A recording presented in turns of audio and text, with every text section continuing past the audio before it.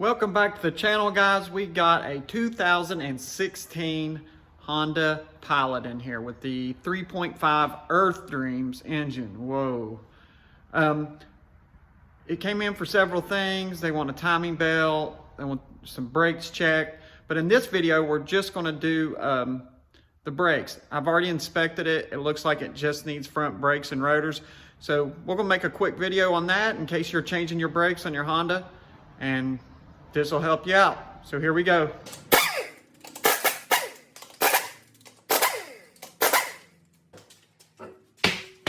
Use these to check the thickness of your brake pads. This is what they use at the dealership. Usually they don't recommend them until they're supposed to not recommend them until they're in the 3 millimeter, which is basically that thick. 3 or 4 millimeters is safe to recommend them. I think this one is the 4. So if they're 4 millimeters and up, you don't really want to recommend them, but if they're right at 4. But on this one, let me get my light so you can see, these are worn out. I don't even need to check these. You can barely see. They're definitely worn. I mean, these things are all the way worn out. But the rear, see, the rear are good.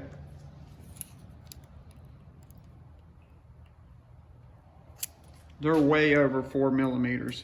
They're about 7. So they're good for probably at least 10,000 more miles. He did say it was vibrating a little bit when he hit the brake. So the rotors, I'm definitely going to change the rotors and the front pads. I'm going to go ahead and order those and get those coming.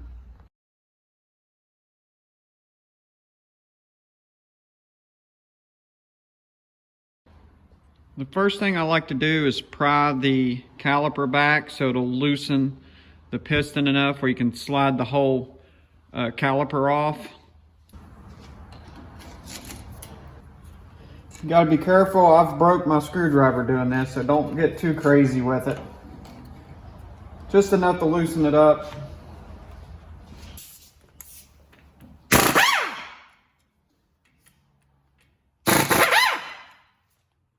It's good to get a hook to hold your caliper so it don't hang by the hose.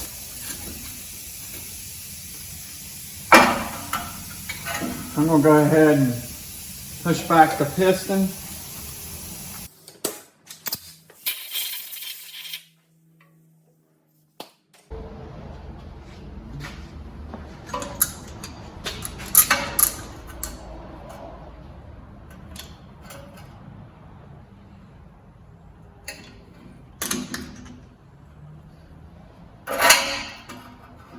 If you don't have one of these, you can use a C-clamp and a brake shoe.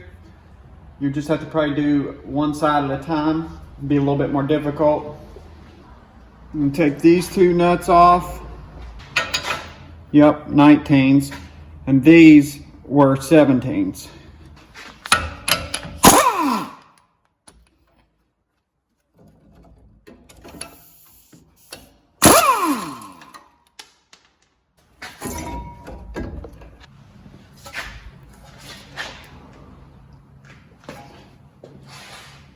Now we gotta take this screw out. And the best way I've seen to get this loose is hit it with an air hammer around here. If you don't have an air hammer, just hit it with a ball peen hammer. Especially if you're replacing the rotors, you don't have to worry about damaging it.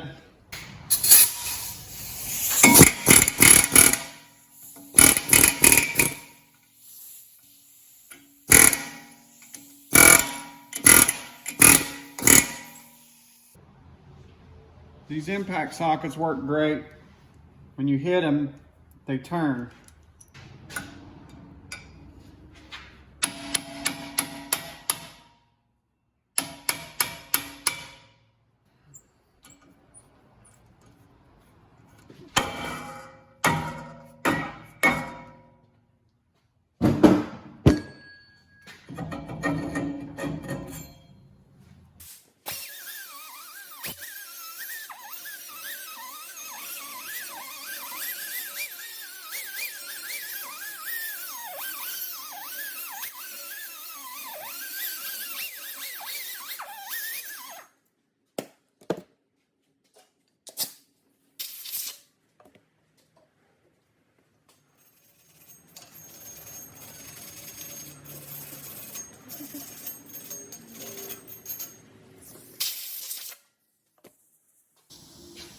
I like to spray a little lube on them, keep them from sticking next time.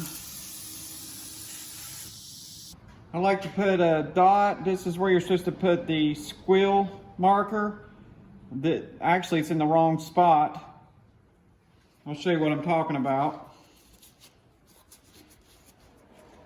I guess it's the low pad wear indicator. It's just to be on the leading edge of the inside brake shoe, because that side usually wears out the quickest, but it's not a huge deal if it's here or there, but I like to do it the right way.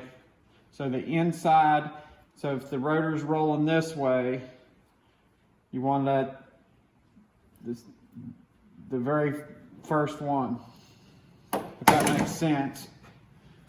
This is how I clean up my brake shoes. Take all this off. Get a grind wheel or a wire wheel.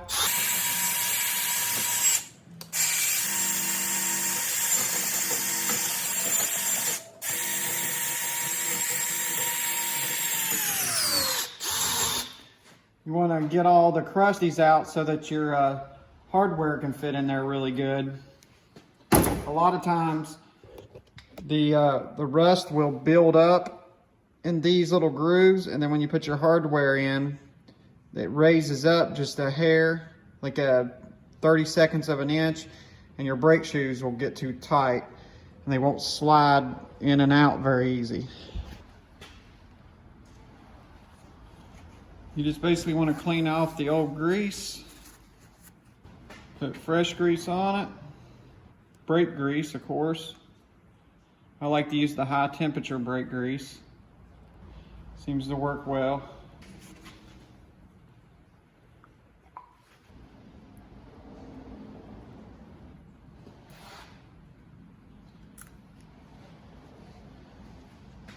Okay, now we're just waiting on our parts. All right, I got the new parts in. Now we can put it back together.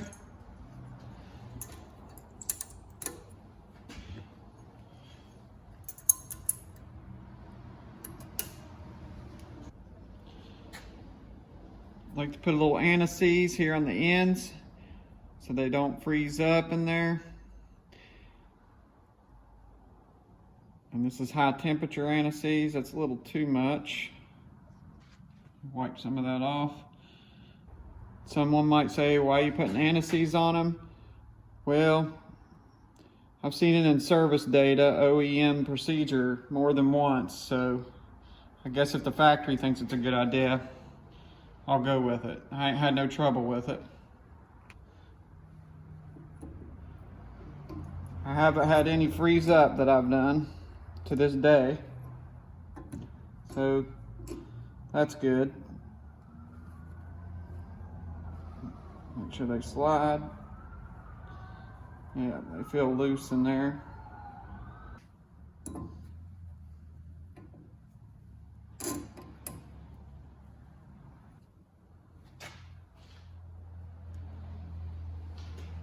These pins are low resistant pins. They keep it from staying clamped just a little bit and keep them from getting so hot, the brakes, because it kind of pushes out on the brake pads once we get it in the car.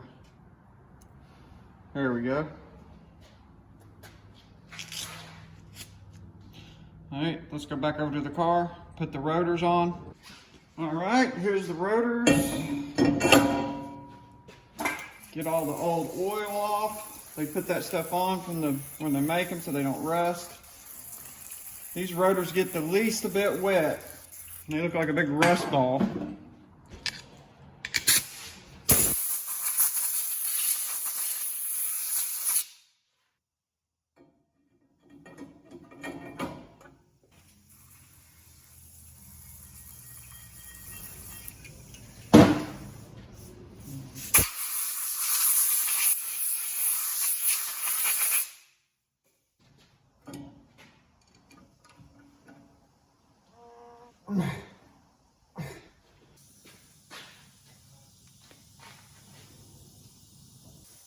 Put on our bracket. Put the 2 bolts in here.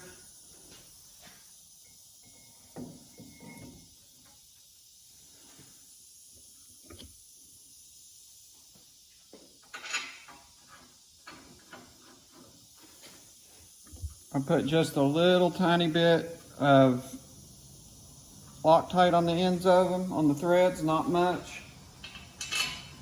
Don't need much at all.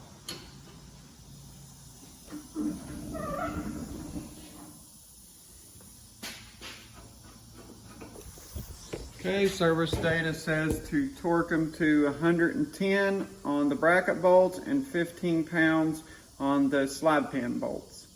Okay, or 101, I'm sorry, not 110.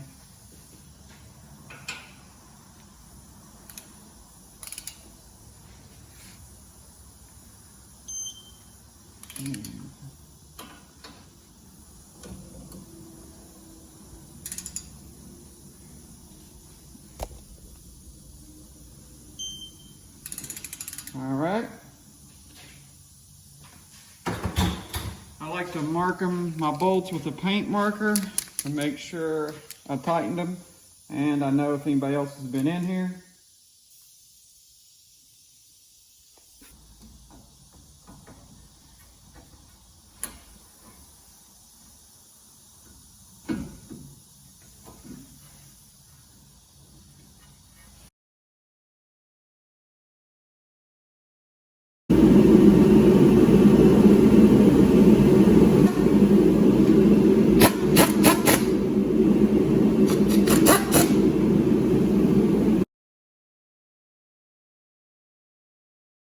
Pounds each.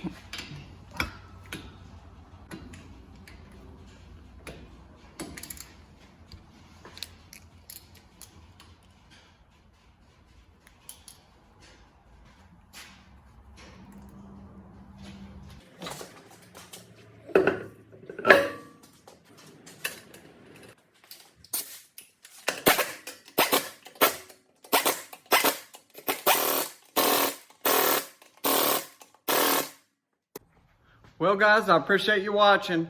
If this helped you out, give it a thumbs up. It was just a quick little brake job, but you know, some brake jobs are complicated. I mean, there's some that you have to have a scan tool to release the rear brakes. I'll be doing a video on those as soon as I can. But hey, thanks for watching. I'll catch you on the next one. Later.